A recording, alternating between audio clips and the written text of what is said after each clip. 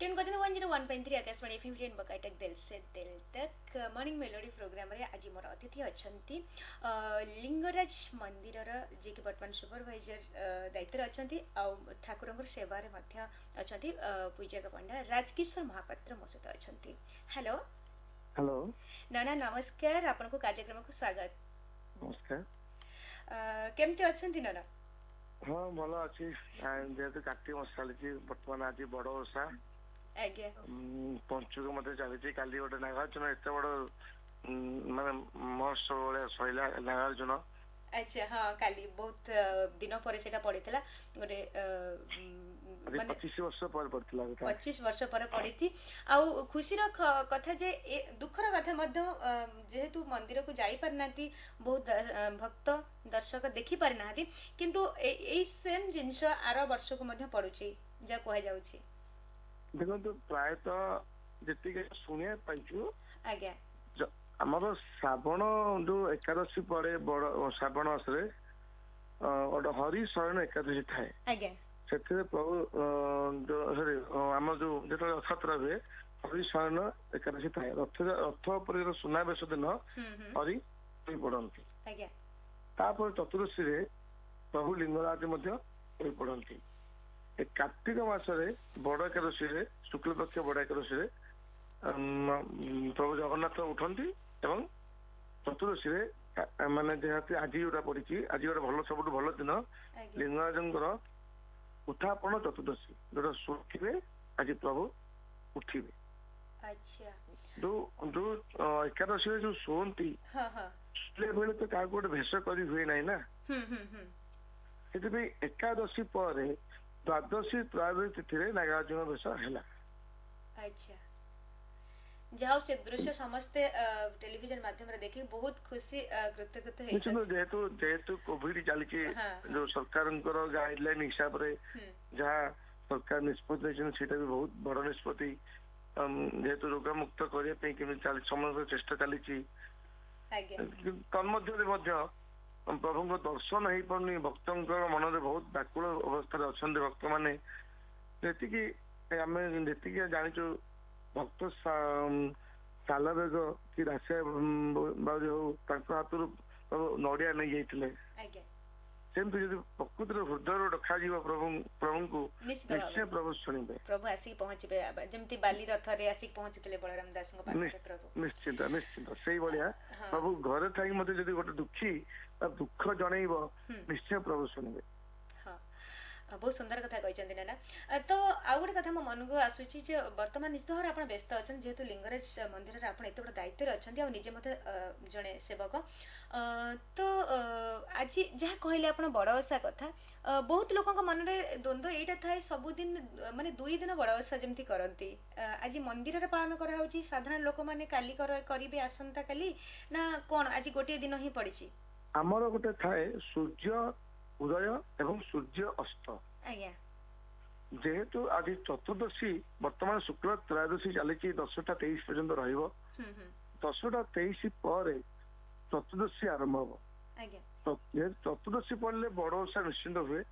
साधारण समय जानते चतुर्दशी रे बड़ ओषा पालन कर काली 10टा 22 पर्यंत बड़ ओषा रही सकाल 10टा 22 पर्यंत अच्छी हाँ इसलिए आज जेहेतु आम मंदिर चतुर्दशी आज अच्छी मंदिर आज आम पालन कर साधारण मनीष माने घरे आज्ञा आज भी पालन कले हम कि काली भी पालन कले हम। अच्छा एटा सब समस्त मोर दोदा था एटा ठीक अच्छे नाना। आउ गोटे कथा मन को बर्तमान तो पंचुक चलछि आउ ए पंचुक समय रे साधारणतः भक्त माने पुण्य करबा को जेतिके आकुल थांती पूजक माने मध्ये सेतिके व्यस्त थांती मंदिर रे किंतु हाँ किंतु एथर पूजा विधि पालन संपूर्ण बदल जाइछि कहले किछ भूल हेबनी आ भक्त पूजारी संपर्क मध्ये दूरेई जाइछि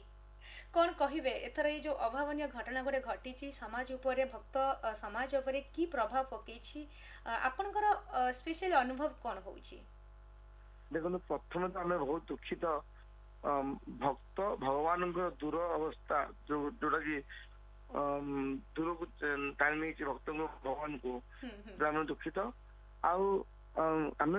मान प्रभु को प्रार्थना करुचु कि रोग जल्दी दूरे दिंतु आ भक्त मान पाखक टाणी नि କାଲି କିନ୍ତୁ କାଲି ଗୋଟେ ଜିନିଷ ଦେଖାଗଲା ଯୋଉ ନାଗାର୍ଜୁନ ବେଶ ପ୍ରଭୁ ଯୋଉଟା କି ଏଇ ଯୋଉ କୋରୋନା ମତେ ଲାଗୁଛି ଯୋଉଟା କି ଭଗବାନଙ୍କର ଗୋଟେ ଭଗବାନଙ୍କୁ ଦେଇଛନ୍ତି ଏଇ କୋରୋନାଟା କାହିଁକି ନା ଭଗବାନ ନିଜେ ଗୁପ୍ତରେ କାଲି ନାଗାର୍ଜୁନ ବେଶ ହେଲେ ଯିଏ ଭକ୍ତର ଠାକୁର ଭକ୍ତ ଭାବ ବିନୋଦୀ ଆଜି ଠାକୁର ସିଏ ଭକ୍ତ ତାଙ୍କ ପାଖକୁ ନ ଯାଇ ସେ ଗୁପ୍ତରେ କାଲି ନାଗାର୍ଜୁନ ବେଶ ହେଲେ ହୁଏତ ଏଇଟା ଗୋଟେ ଭଗବାନଙ୍କୁ କଣ ଗୋଟେ ବଡ ସଂକେତ ହେଇପାରିଥାଏ ଆଉ ଯେହେତୁ ଏଇଟା କାର୍ତ୍ତିକ ମାସ ସବୁଠୁ ବହୁତ ବଡ ପୁଣ୍ୟ ମାସ ଏଥିରେ ବହୁତ ଲୋକ ଉପବାସ କରିଥାନ୍ତି ପ୍ରଭୁ ଜଗନ୍ନାଥ ପାଇଁ ମହାଦେବଙ୍କ ପାଇଁ ଧବଳେଶ୍ୱରଙ୍କ ପାଇଁ ସେଥିପାଇଁ ଏଇ ଯୋଉ କୋରୋନା ସମସ୍ତଙ୍କ ବାଧାପ୍ରାପ୍ତ ହେଇଛି ଆଉ ଏଇ କୋରୋନାରେ ସମସ୍ତେ ଘରେ ଭଲରେ ରୁହନ୍ତୁ ଆଉ ପ୍ରଭୁଙ୍କୁ ଘରେ ରହିକି ଧ୍ୟାନ କରନ୍ତୁ ଆଉ ତାଙ୍କ ନାଁରେ ପ୍ରଭୁଙ୍କ ନାଁରେ ଯିଏ ଯୋଉ ନିଶ୍ଚିତ ଭାବରେ ମୁଁ କହିବି ନା ପ୍ରଭୁ ତ ଅନ୍ତର୍ଯାମୀ ହୃଦୟଗ୍ରାହୀ ସିଏ ଯୋଉଠି ଭକ୍ତ ଟିକେ ଡାକିବ ସେ ଯାଇକି ସେଇ ଜାଗାରେ ପହଞ୍ଚିଯିବେ ସେ ଯୋଉ ଜାଗା ହେଇଥାଉ ଯାହା ବି ସେ ଅର୍ପଣ କରି ଡାକନ୍ତୁ ନା କାହିଁକି କିନ୍ତୁ ମୁଁ କହିବାକୁ ଚାହୁଁଛି ଯେ ଭକ୍ତ ଆଉ ପୂଜାରୀଙ୍କର ସମ୍ପର୍କର ଭିତରେ ଯୋଉ ମାନେ ଦୂରତା ବଢି ଯାଇଛି ସେଇଟାକୁ ଆପଣ କେମିତି ମାନେ ମ୍ୟାନେଜ କରୁଛନ୍ତି ଆଉ କେମିତି ଆପଣଙ୍କର ଅନୁଭବ ହଉଛି ଭକ୍ତ ପୂଜାରୀଙ୍କର ଯୋଉ ସମ୍ପର୍କ ମାନେ ମୁଁ କହିପାରିବି ଏକ୍ଜାକ୍ଟଲି ମାନେ ନବା ଦବାର ଯୋଉ ସମ୍ପର୍କ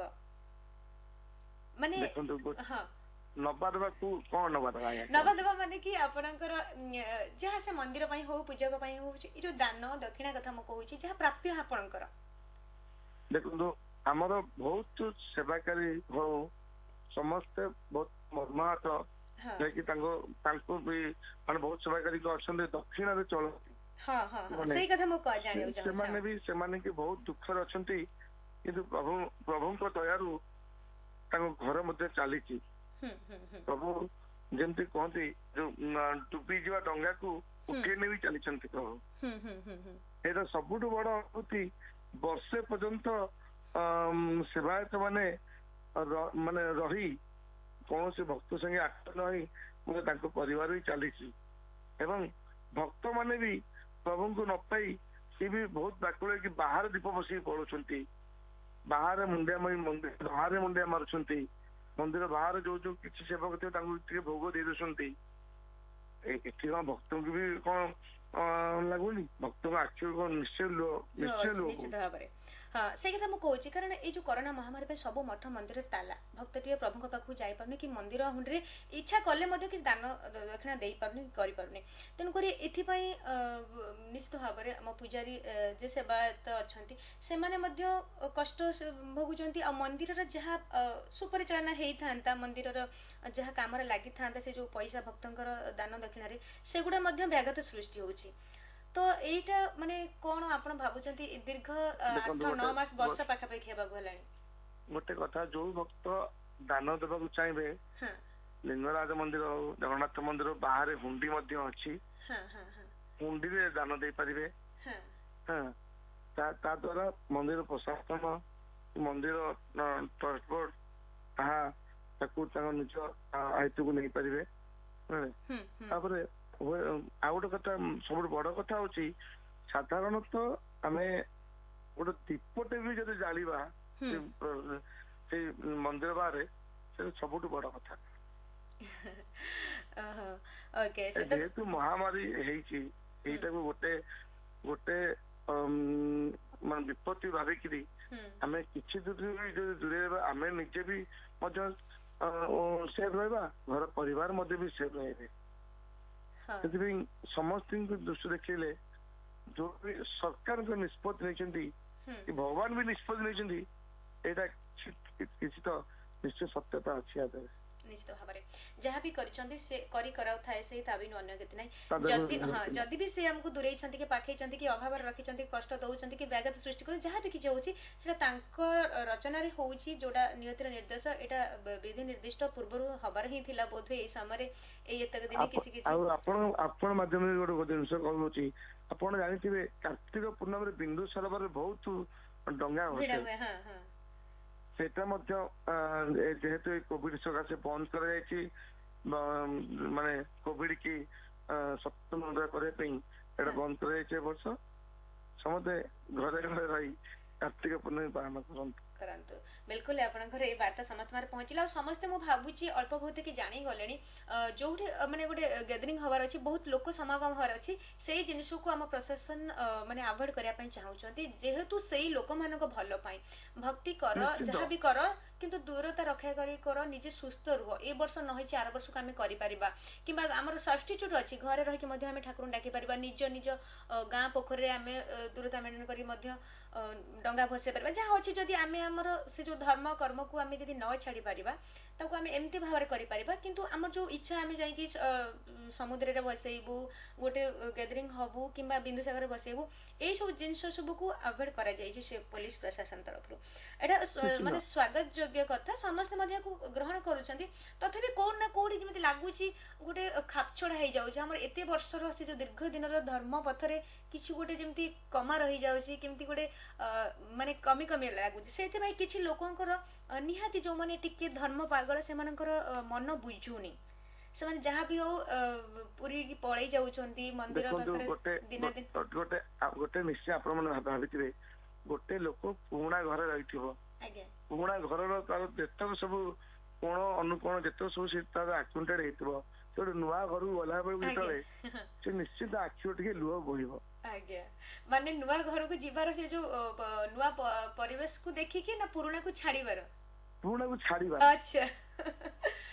बहुत सुंदर कथा किंतु पुराना को छाड़ीबार केमती केमती एटा आमे आमे ए रोग को जब छाड़ी की प्रभु को जीवन नहीं हां हां एठी किंतु ओलोटाई जीवो आमे प्रभु को नुआ लागिबो हमको आमे सिद्धि आउर भाव करते कि हम आखि लोभ होई पड़ी बिल्कुल जो भाव प्रेम भल पाइबा बढ़े विरह रे मु भाबुची बोधुए भगवान सेया ही करूछंती परीक्षा नउछंती बहुत दिनर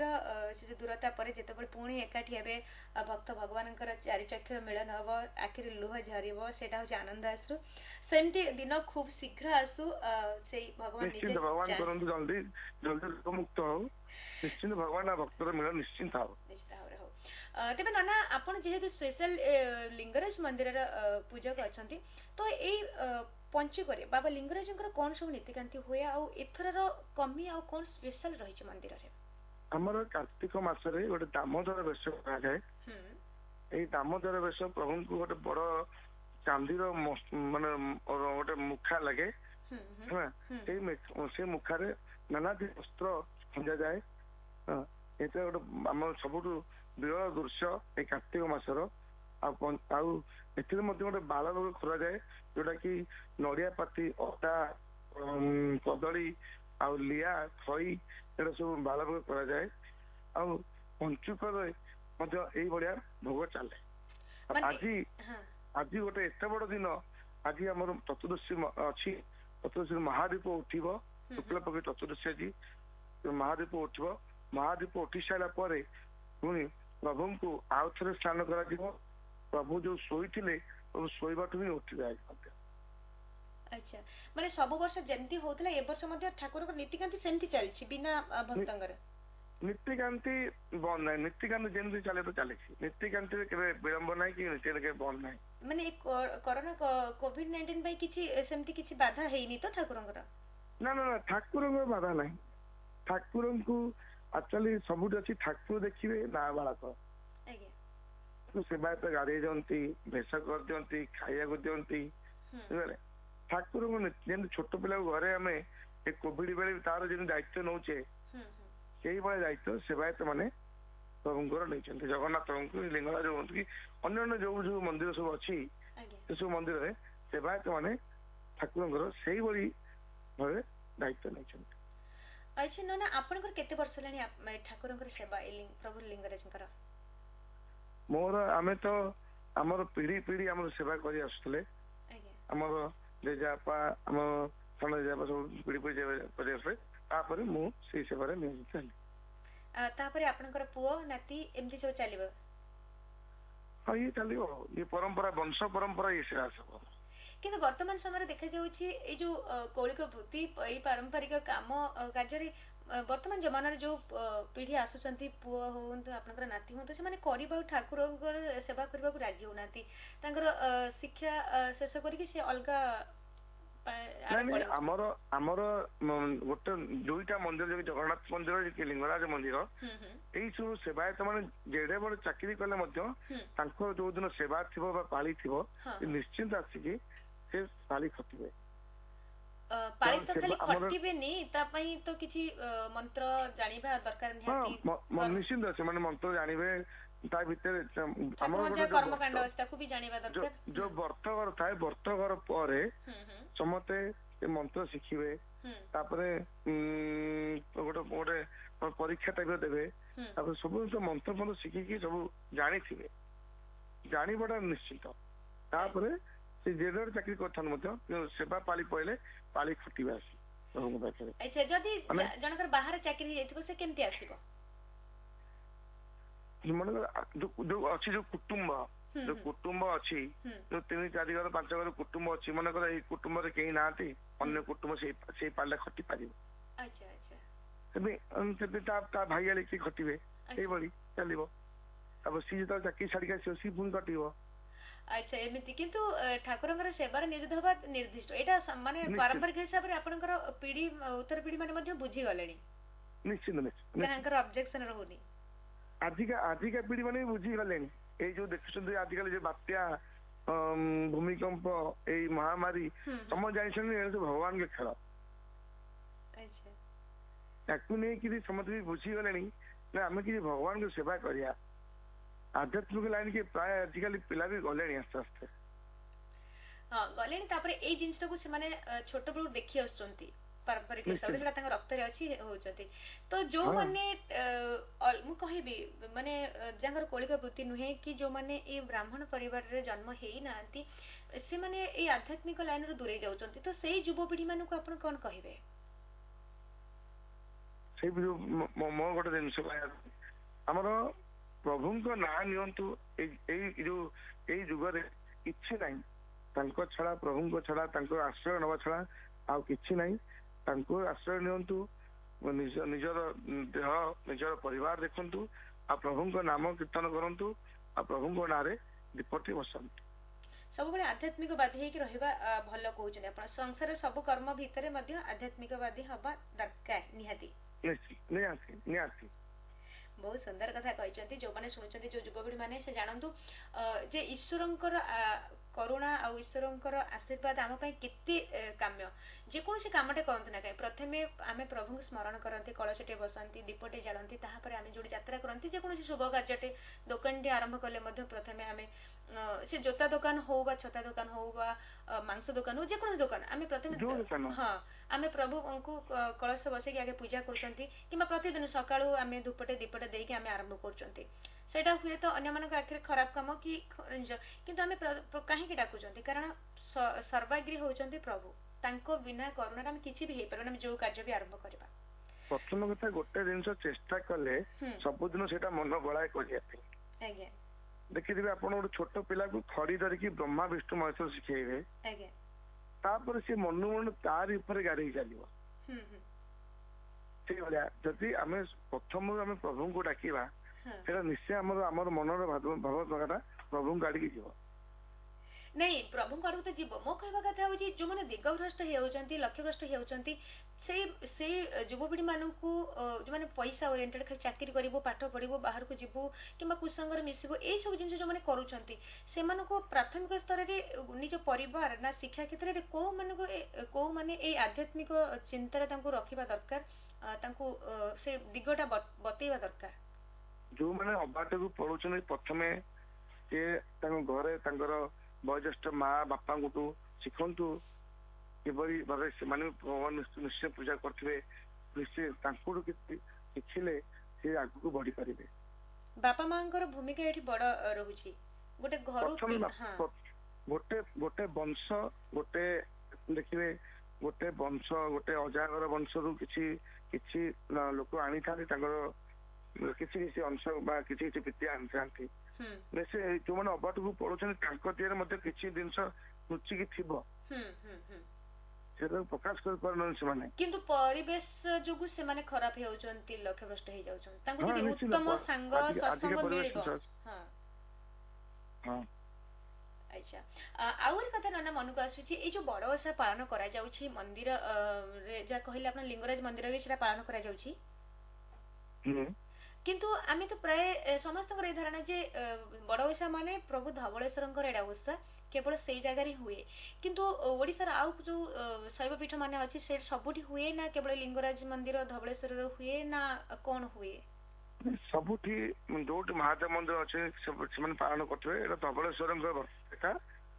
ଯେ ଆଉ ଲିଙ୍ଗରାଜଙ୍କର ଯେହେତୁ ଲିଙ୍ଗ ସବୁ ଲିଙ୍ଗଙ୍କ ରାଜା ଇଏ ଏଠି ବି ମଧ୍ୟ ପାଳନ ମାନେ ବଡ ଓଷାର ବିଶେଷତ୍ୱ କଣ ମହତ୍ଵ କଣ କାହିଁକି ବଡ ଓଷା ପାଳନ କରାଯାଏ? ବଡ ଓଷାରେ ଆମର ଦେଖିବେ ଏଇଟା ଯୋଉ ଧବଳେଶ୍ୱରଙ୍କ ବ୍ରତ ଏଇଟା ଆମର ଆମର ବଡ ଓଷାର ବର୍ଷ ଏଠି କିଛି ମାନେ ଅଧିକ ନୀତି ନାହିଁ ଯୋଉଟା କି ଧବଳେଶ୍ୱରରେ ଅଛି ଆମର ଏଠି କିଛି ନୀତିକାନ୍ତି ବଡ ଓଷା ପାଇଁ ନଥାଏ ବଡ ଓଷାରେ ସାଧାରଣତଃ ଯୋଉ କାର୍ତ୍ତିକ ମାସ ଯୋଉ କହିଥାନ୍ତି ଯୋଉ କାର୍ତ୍ତିକ ଓଷା ବା କାର୍ତ୍ତିକ ବ୍ରତ ସେଥିପାଇଁ ସେମାନେ କିଛି ଦ୍ରବ୍ୟ ପକେଇକି ସବୁ ଫଳ ପକେଇ ଚାଉଳ ଗୁଣ୍ଡ ପକେଇ ଗୋଟେ ଯାଉ ପୂଜା ହୁଏ ବଡ ଓଷା ଯାଉ ତ କୁହାଯାଏ। ମଣ୍ଡା ହୁଏ ପିଠା ଗୋଟେ ପୋଡ ପିଠା ହୁଏ ନାଇଁ ସେ ଯାଉ ଗୋଟେ ପ୍ରସ୍ତୁତ କରାଯାଏ ଗୋଟେ ଯାଉ ଗୋଟେ ଚାଉଳ ଚୁନାରେ ଆଉ ଗୁଡ ପକେଇକି ରନ୍ଧାଯାଏ ସେଟା ଧବଳେଶ୍ୱରଙ୍କୁ ଭୋଗ ଲାଗେ ସେଟା କ୍ଷୀର କଦଳୀ ସବୁ ପୂଜା ହୁଏ ଧବଳେଶ୍ୱରଙ୍କ ବ୍ରତ ଆକ୍ଚୁଆଲି ସବୁ ଶୈବପୀଠ ଆମ ଲିଙ୍ଗରାଜ ମନ୍ଦିରରେ ଅବଶ୍ୟ ଧବଳେଶ୍ୱର କିଛି ନୀତି ନାହିଁ ଆମର ଏମିତି ପୂଜା ହୁଏ କିନ୍ତୁ ମାନେ ସ୍ୱତନ୍ତ୍ରତା ରହିଛି ଧବଳେଶ୍ୱର ଠାକୁରଙ୍କ ପାଖରେ ହଁ ସ୍ୱତନ୍ତ୍ର ଧବଳେଶ୍ୱର ଠାକୁରଙ୍କର ଏଇଟା ବଡ ଓଷା ବହୁତ ସୁନ୍ଦର କଥା ଆଉ ପ୍ରଭୁ ଧବଳେଶ୍ୱର ମଧ୍ୟ ବହୁତ ମାନେ ମିସ୍ କରୁଥିବେ ତାଙ୍କ ଭକ୍ତଙ୍କୁ ଆଜି ଏତେ ଭିଡ ହେଇଥାନ୍ତା କେତେ ବଡ ଯାତ୍ରା ପ୍ରଭୁଙ୍କର ବର୍ଷକରେ ଥରେ ହୁଏ ଭକ୍ତ ମାନେ ଯେମିତି ଝୁରି ହଉଛନ୍ତି ପ୍ରଭୁ ମଧ୍ୟ ସେମିତି ଆପଣ ବି ଆଉଥରେ କହିଦେବେ ଯୋଉ କାର୍ତ୍ତିକ ପୂର୍ଣ୍ଣମୀ ବିନ୍ଦୁସାଗରରେ ଡଙ୍ଗା ବସିବାଟା ଆମର ସରକାର ଗଭର୍ଣ୍ଣମେଣ୍ଟ ତରଫରୁ କିଛି ମାନେ ଇଏ କରାଯାଏ ସିଧାସଳଖ ଆପଣଙ୍କ କଥା ତ ସମସ୍ତଙ୍କ ପାଖରେ ପହଞ୍ଚୁଛି ଯୋଉମାନେ ଏଇ ମୁଁ କହିପାରିବି ଭୁବନେଶ୍ୱର କଟକ ରହୁଛନ୍ତି ଯୋଉମାନଙ୍କର ଇଚ୍ଛା ଅଛି ସେମାନେ ଜାଣିଛନ୍ତି ଆଉ ନ ଯିବା ପାଇଁ ଯତ୍ନବାନ ହେବେ ତେବେ ନନା ଏଇ ଯାତ୍ରା ଯଦି ଏମିତି ଜାଗର ପର୍ଯ୍ୟନ୍ତ ରୁହେ ଯାହା କୁହାଯାଏ ଧବଳେଶ୍ୱର ଏ ଯୋଉ ବଡ ଓଷାଟା ତାର ରହିଛି ସ୍ୱତନ୍ତ୍ରତା କିନ୍ତୁ ଲିଙ୍ଗରାଜର ହଉଛି ଠାକୁରଙ୍କର ହଉଛି ଜାଗର ଯାତ୍ରା ହଉଛି ବହୁତ ଧୁମଧାମରେ ହୁଏ ଯେହେତୁ ସବୁ ଲିଙ୍ଗଙ୍କ ଭିତରେ ରାଜ ସେ ତେଣୁକରି ଏଇ ଯାତ୍ରା ଏମିତି ଯଦି ଜାଗର ପର୍ଯ୍ୟନ୍ତ ରୁହେ ମାନେ ଏଇ ଯୋଉ କରୋନାର ଯାତ୍ରା ମୁଁ କହୁଛି ତେବେ କଣ ସେତେବେଳେ ପରିସ୍ଥିତି କଣ ହବ ଏବେଠୁ ଅନୁମାନ କଲେ ଆପଣଙ୍କୁ କେମିତି କଣ ଲାଗୁଛି କେତେ କ୍ଷୟକ୍ଷତି ହବ କେତେ କଣ ଲାଭ ହବ? ବହୁତ କ୍ଷୟକ୍ଷତି ନିଶ୍ଚିତ ହବ ବହୁତ ସେବାୟତ ମାନେ ବି ଏହା ଫଳରେ ଦୁଃଖିତ ରହିବେ କିନ୍ତୁ ଯଦି କାଲି ଭଳିଆ ଦିନ ନାଗାର୍ଜୁନ ବର୍ଷ ଏଡେ ବଡ ଦିନ ଯୋଉଟା କି ଲକ୍ଷ ଲକ୍ଷ ଲୋକ ହେଇଥାନ୍ତେ ସେଟାକୁ ମଧ୍ୟ ଭକ୍ତଙ୍କୁ ବାରଣ କରାଯାଇ ପାରିଲା ତାହେଲେ ମହାଶିବରାତ୍ରି ବେଳକୁ ଯଦି କରୋନା ରହିଥିବ ଯଦି କରୋନା ଥିବ ତାହେଲେ ନିଶ୍ଚିନ୍ତ 100% ହେଇକିରି କରାଯିବ ଖାଲି ସେବା ଚାଲିବ ଭିତରେ ପ୍ରଭୁଙ୍କର କୌଣସି ଭକ୍ତଙ୍କୁ ଭିତରକୁ ଯିବନି କିନ୍ତୁ ନିଶ୍ଚିତ ଭାବରେ ଆମେ ପ୍ରାର୍ଥନା କରିବା ସେଇ ପ୍ରଭୁଙ୍କ ପାଖରେ ସେତେବେଳକୁ ସେଇ ଭଲ ହେଇଯାଆନ୍ତୁ ନିଶ୍ଚିତ ଭାବରେ COVID-19 ସେତେବେଳକୁ ଦୂର ହେଇଯାଇଥାଉ ପୁଣି ଭକ୍ତ ଭଗବାନ ଏକାଠି ହୁଅନ୍ତୁ ସେମିତି ଯାତ୍ରା ଆମର ପୂର୍ବବତ ଯେମିତି ଖୁସିରେ ଆନନ୍ଦରେ ଭକ୍ତିରେ ଚାଲୁଥିଲା ସେମିତି ଚାଲୁଥାଉ ଯାହା ହଉ ଆପଣ ଏତେ ସୁନ୍ଦର କଥା କହିଲେ ଯେତିକି ବି ସମୟ କହିଲେ ଭଗବାନଙ୍କ ବିଷୟରେ ପରିବେଶଟାକୁ ଆଧ୍ୟାତ୍ମିକମୟ କରିଦେଲେ ଏବେ ତ ମାନେ ପଞ୍ଚୁକ ଚାଲିଛି ତା ଭିତରେ COVID-19 ମଧ୍ୟ ଯାତ୍ରା ଚାଲିଛି ତ କଣ କହିବେ ଏଇ ଦିଟାକୁ ମିଶେଇ ଯଦି ଆପଣଙ୍କୁ କୁହାଯାଏ ସଚେତନ କରିବା ପାଇଁ ସାଧାରଣ ଦର୍ଶକ ମାନଙ୍କୁ ସାଧାରଣ ଶ୍ରୋତା ମାନଙ୍କୁ ଆଉ ସାଧାରଣ ଭକ୍ତ ମାନଙ୍କୁ ତାହେଲେ ଆପଣ କଣ କହିବେ ଗୋଟେ ଲାଇନରେ? ଗୋଟେ ଜିନିଷ ହଉଛି ପ୍ରଥମେ ଏଇ ପଞ୍ଚୁକରେ ବା ଏଇ କାର୍ତ୍ତିକ ମାସରେ ସାଧାରଣତଃ ବୟସ୍କ ବୃଦ୍ଧା ମହିଳା ମାନେ ସେମାନେ ରାତିରୁ ଉଠି ଗାଧାନ୍ତି ଆଉ ପ୍ରଭୁଙ୍କୁ ପୂଜା କରନ୍ତି ତାଙ୍କ ପ୍ରତି ସମସ୍ତେ ଘର ଲୋକ ଧ୍ୟାନ ଦିଅନ୍ତୁ ଆଉ ଶୀତ ଯେହେତୁ ବଢୁଛି ଶୀତ ବଢୁଛି ତାଙ୍କ ଦେହ ମଧ୍ୟ ଖରାପ ହେଇପାରେ ବୃଦ୍ଧ ମାନଙ୍କର ଦାୟିତ୍ୱ ନିଅନ୍ତୁ ନିଶ୍ଚୟ ଭଗବାନ ତାଙ୍କ ଦାୟିତ୍ୱ ନେବେ बिल्कुल बहुत सुंदर कथा कहते जेहेतु धर्म मास चलती कार्तिक मास चलती आउ वृद्धा माने बेसी धर्म करने को मन बढ़ाई था कर्तव्य दायित्व भाव तुले था ଯେହେତୁ ସକାଳୁ ସେମାନେ ଉଠିକି ଶୀତରେ ଗାଧଉଛନ୍ତି ତାଙ୍କର ଯତ୍ନ ଆମେ ଘର ଲୋକମାନେ ନିହାତି ନେବା ଦରକାର ତାଙ୍କୁ ଗରମ ପାଣି ଚା ଯାହା ବି ତାଙ୍କୁ ଯୋଗାଇଦେବା ଦରକାର